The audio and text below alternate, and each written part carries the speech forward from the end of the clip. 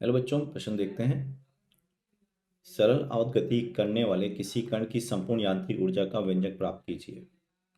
तो बच्चों मान लो कोई सबसे पहले मुख्य अवधारणा जो है प्रश्न की मुख्य अवधारणा। तो मुख्य अवधारणा क्या है प्रश्न की? मुख्य अवधारणा है सरल आवृत्त गति करते हुए कण की यांत्रिक ऊर्जा यानी कि कुल ऊर्जा, यांत्रिक ऊर्जा या कुल ऊर्जा। तो सबसे पहले अपन बात करते हैं सरल आवृत्त गति क्या होती है बच्चों। मान लो एक कण है जो कि अपनी माध्य स्थिति पर यानी कि जहाँ पे कुल बल शून्य होता है वो है, और हमने इस कण को हल्का सा एक्स विस्थापित कर दिया। तो ये एक्स हम बोल रहे हैं माध्य स्थिति से विस्थापन, माध्य स्थिति विस्थापन से विस्थापन। ठीक है, चलो। तो इस स्थिति में क्या होगा, इस पर एक बल लगने लग जाएगा जो एक्स के ऋणात्मक मान के क्या होगा, समानुपात। अगर ऐसा हो रहा है तो ये सरल आवर्त गति को निरूपित करता है, सरल आवर्त गति को प्रदर्शित करता है, या उसकी शर्त भी बोल सकते हैं, हम कुछ भी बोल सकते हो की शर्त। और एफ को लिख सकते हैं यहाँ पर ऋणात्मक ऑफ के गुणा एक्स, यहाँ पे के समानुपाती नियतांक हो गया, समानुपाती नियतांक। ठीक है, अब ये हो गया आपका एफ। तो अगर यहीं से हम इसको एफ को मास गुणा त्वरण लिख लें तो इसमें कोई दिक्कत वाली बात नहीं होगी आपको। तो ये हो गया आपके पास, और ए यहाँ त्वरण हो गया, एम कण का मास द्रव्यमान हो गया। तो बच्चों अगर अपन यहाँ से आगे बढ़ें तो हम ये लिख सकते हैं एम गुणा ए को लिखेंगे हम कुछ इस तरह से, और ये हो जाएगा आपका के गुणा एक्स। तो बच्चों अगर आप देखोगे तो ये एक द्विघात समीकरण है, द्विघात अचर समीकरण। इसको हम लिखेंगे द्विघात समीकरण, जिसका सॉल्यूशन, जिसका हल हमारे सिलेबस में नहीं है। हम इसका डायरेक्ट हल लिखते हैं। ठीक है, तो हल करने पर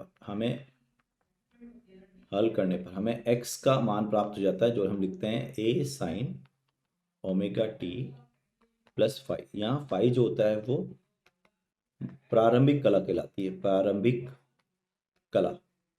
ठीक है, प्रारंभिक कला ये बताती है कि कण प्रारंभ में कहाँ से शुरू हुआ है। अगर वो माध्य स्थिति से शुरू हुआ है, माध्य स्थिति से प्रारंभ, तो हम इसको x का मान हम 0 ले लेते हैं, और फाइव का मान भी क्या आ जाता है यहाँ पर 0। ठीक है, चलो अब मान लेते हैं माध्य स्थिति से ही शुरू हुआ है वो, तो x का मान हो गया आपके पास a साइन ओमेगा टी। अब यहाँ से अगर मैं वेग निकालूं, वेग, तो वेग क्या हो जाएगा बच्चों, डी एक्स बटा डी टी, यही वेग होगा a omega cos omega T. ठीक है, क्योंकि हम ये जानते हैं कि डी बटा D T cos omega T क्या होता है, डी बटा D T sine omega T क्या होता है, डी बटा D T sine omega T होता है साइन ओमेगा टी का अवकलन। तो कितना होता है ये, ओमेगा कॉस ओमेगा टी। ठीक है, अब इसको ये हो गया आपके पास, तो वेग आ गया आपके पास, तो वेग आ गया, यही वेग है आपका। तो गतिज ऊर्जा कितनी हो जाएगी, गतिज ऊर्जा को मैं लिखूंगा, गतिज ऊर्जा बराबर 1/2 m v का वर्ग। तो ये हो गया 1/2 m v का वर्ग, a का वर्ग ओमेगा का वर्ग कॉस का वर्ग, ये। ठीक है, ये होगी गतिज ऊर्जा। अब स्थितिज ऊर्जा क्या होती है, स्थितिज ऊर्जा होती है कार्य। बस ये बात आपको मालूम होना चाहिए, स्थितिज ऊर्जा किसको निरूपित करती है, कार्य कौन करेगा यहाँ पर, हमारा बल, बल द्वारा किया गया कार्य, बल द्वारा किया गया कार्य। तो कितना कार्य करेगा, अगर हम देखें यहाँ से किया गया कार्य, तो ये हो जाएगा एफ डी एक्स।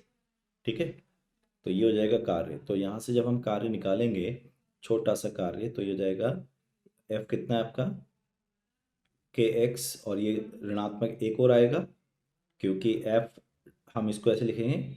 ठीक है, तो ये हो जाएगा आपका के एक्स, और इसका अवकलन कहाँ से कहाँ तक, 0 से x तक, तो ये बन जाएगा 1/2 के एक्स का वर्ग, और x कितना है हमारा a साइन ओमेगा टी। तो यहाँ से हमारी स्थिति ऊर्जा बन जाएगी 1/2 के एक्स का मान हो जाएगा a स्क्वायर, a का वर्ग साइन ओमेगा टी का वर्ग, और k का मान क्या होता है बच्चों, अगर हम के मान को लिखें यहाँ से, तो के का मान हम इधर लिख लेते हैं। के का मान होता है आपके पास, चलो आगे लिख लेते हैं हम यहाँ से, है ना। के का मान होता है, इस पूरे टर्म को अगर यहाँ से मैं एन को नीचे लेके जाऊँ, यहाँ से मैं एम को कहाँ लेके जाऊँ, नीचे, इधर लिख सकता हूँ नीचे ऐसे। अगर मैं एम को नीचे लेके जाऊँ तो ये के बटा एम जो होता है ये ओमेगा का वर्ग होता है। तो हम इसको यहाँ लिख सकते हैं ओमेगा, है ना, यहाँ लिख लेता हूँ। ओमेगा का वर्ग जो है वो के बटा एम है। तो ये बन जाएगा बच्चों 1/2 एम ओमेगा का वर्ग ए का वर्ग साइन ओमेगा टी का वर्ग।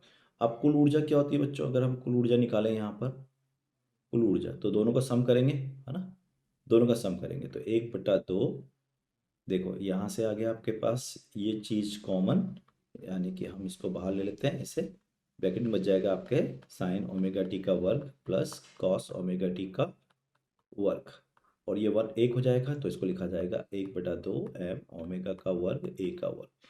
यही आपकी कुल यांत्रिक ऊर्जा है। तो मैं आशा करता हूँ आपको ये समझ में आया होगा। धन्यवाद।